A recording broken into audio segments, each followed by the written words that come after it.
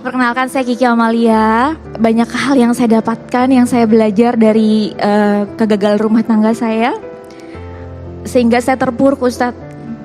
Saya malu untuk berinteraksi dengan orang. Saya malu untuk mendapat teman baru. Saya malu untuk menerima pekerjaan. Karena masalah rumah tangga itu sangat-sangat membuat saya jatuh, terpuruk di titik yang terendah, Ustadz. Saya tidak punya kepercayaan diri, sehingga saya malu untuk bergaul dengan siapapun.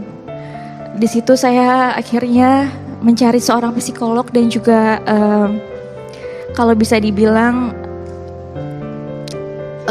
ahli agama untuk saya menguatkan hati saya. Jadi setelah 4 tahun saya memulihkan hati saya berkonsultasi dengan ahli agama dan juga psikolog. Kemudian ujian datang kembali kepada hidup saya. Ayah saya sakit, Ustadz. Ayah saya divonis kanker usus, Ustadz. Saya harus, karena saya adalah tulang punggung keluarga. Walaupun ayah saya seorang dokter, tapi saya harus menggantikan peran beliau. Apapun saya lakukan untuk pengobatan ayah saya.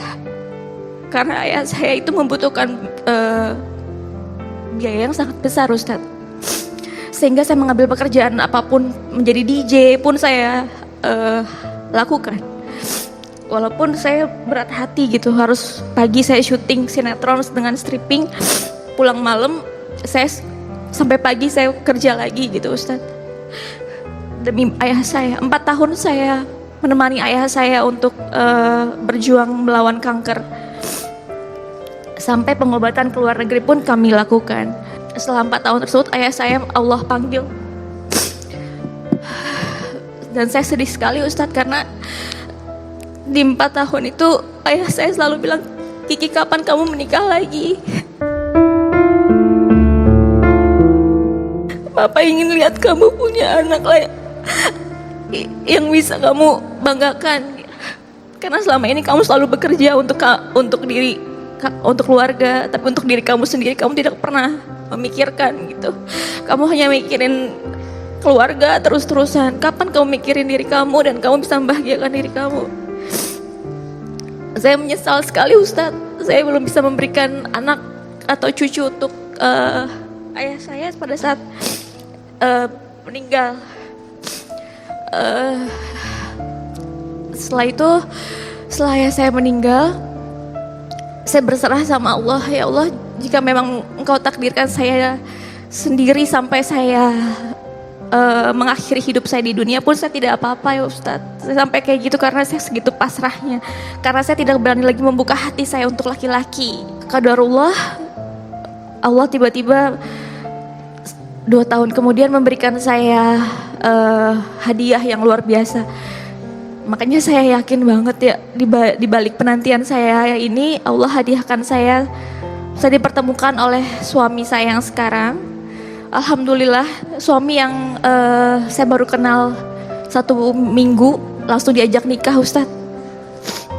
Tanpa dia nggak melihat masa lalu saya. Padahal dia belum pernah menikah, sementara saya adalah janda. Saya janda hampir 12 tahun, Ustadz. Dan alhamdulillah suami saya langsung ajak saya menikah. Tengah lama kemudian 6 bulan setelah pernikahan saya hamil, Ustadz. Padahal saya udah berserah sama Allah. Ya Allah, saya umur sudah 40. Saya rasa saya tidak mungkin bisa punya anak. Saya tanya sama suami saya, apakah kamu mau menikah dengan saya kalau saya tidak punya anak nantinya? Karena saya udah berserah, saya tidak akan punya anak, umur saya sudah 40. Kata suami saya, di dunia ini saya rasa kalau kita tidak punya anak ya nggak apa-apa, yang penting kita bisa sama-sama dan kita bisa meraih surganya Allah sama-sama. Dari situ saya, ya Allah, ternyata Allah ini begitu luar biasa sama saya. Di balik penantian dan ujian saya, Allah berikan yang luar biasa, Ustadz. Jadi yang saya mau tanyakan sama Ustadz, apakah kemarin selama 10 tahun itu saya depresi, apakah saya dosa, Ustadz? Di agama Islam itu kalau kita depresi itu atau putus asa, apakah saya dosa selama 10 tahun, hampir 12 tahun itu, Ustadz? Saya bertanya juga, di usia saya yang 40 kemarin Allah berikan saya kehamilan dan sekarang saya sudah punya anak. Ya apakah itu adakah surat dalam Al-Quran yang bisa meyakinkan mungkin inspirasi untuk orang di luar gitu ya, untuk ibu-ibu di sini bahwa ternyata di umur 40 juga bisa hamil dan melahirkan. Terima kasih Ustaz. Assalamualaikum warahmatullahi wabarakatuh. Waalaikumsalam warahmatullahi wabarakatuh. Bunda, ada dua hal yang ingin coba Ahilman bahas dari kisah dan ceritanya Mbak Kiki Amalia kepada kami hari ini. Yang pertama tentang depresi atau stres berlebihan.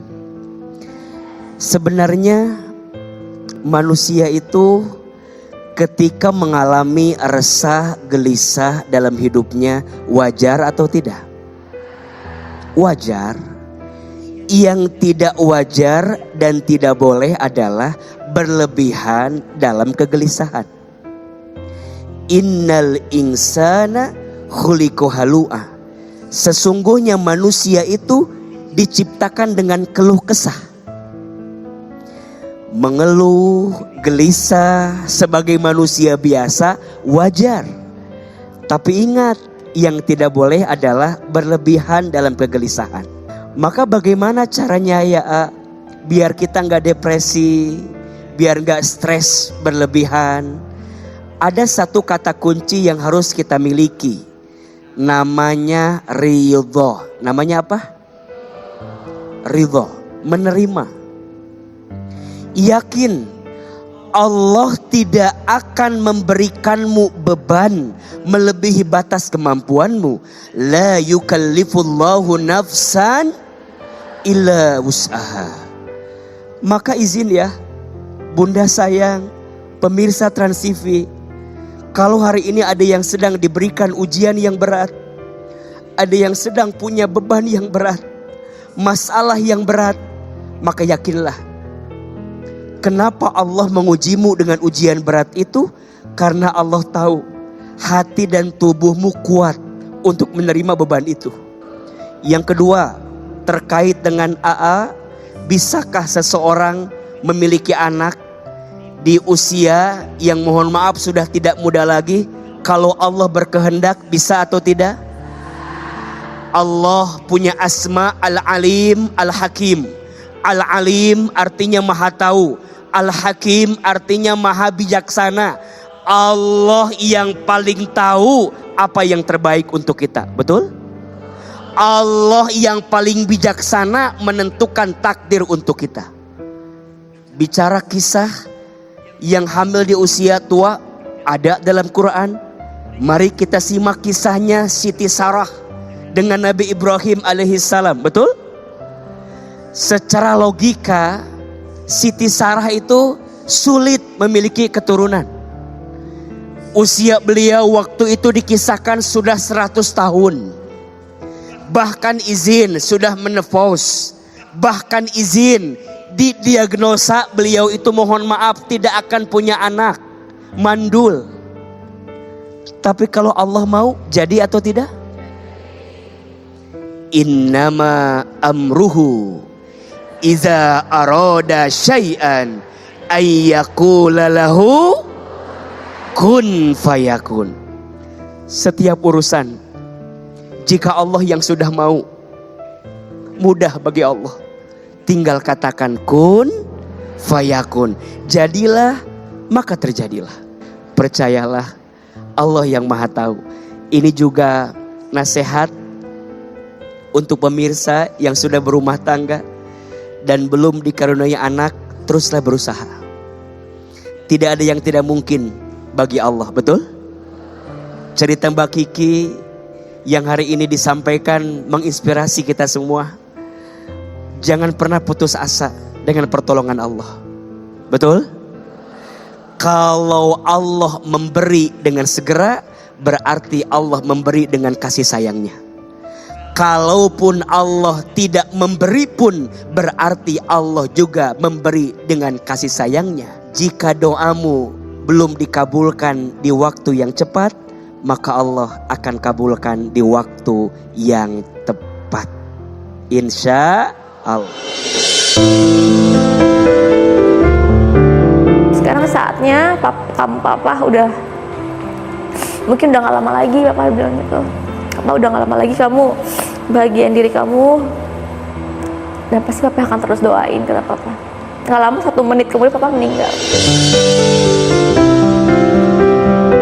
Ya aku cuma bilang, Pak, sekarang Kiki yang sekarang, Pak, Kiki yang udah ngasih cucu buat papa, Kiki yang udah wujudin keinginan papa. Terima kasih atas doanya.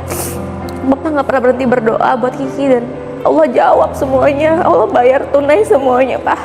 Semua kesakit hatian Kiki, semuanya Allah kasih berlipat-lipat kebahagiaan. Allah kasih Kiki suami yang baik, suami yang meratukan Kiki luar biasa, Masya Allah.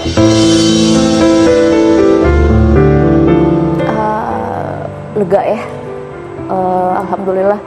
Ternyata Ustadz juga ngasih aku ketenangan lain gitu ya, terutama ketenangan bahwa ternyata